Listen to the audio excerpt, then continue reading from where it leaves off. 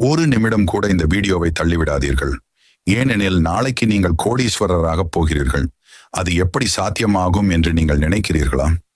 முருகனை ஒருமுறை தரிசிக்கிறீர்கள் என்றால் அவருடைய அருள் உங்கள் வாழ்க்கையில் வெற்றியும் செல்வமும் மகிழ்ச்சியும் கொண்டு வரும். முருகன் ஒரு போர் தேவன் மட்டுமல்ல, அவர் அருள் பெற்றவனுக்கு எந்த இடையூறும் தடையாக வராது.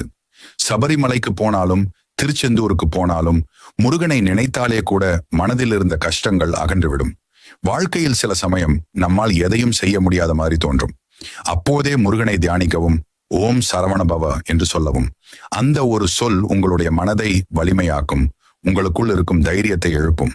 முருகன் தனது பக்தர்களை ஒருபோதும் கைவிட மாட்டார். அவர் உங்களை பொருளாதாரத்திலும் ஆரோக்கியத்திலும் அறிவிலும் உயர்த்துவார். நீங்கள் நினைத்த சிறிய விருப்பங்கள் மட்டுமல்ல, பெரிய கனவுகளையும் முருகன் நிறைவேற்றுவார்.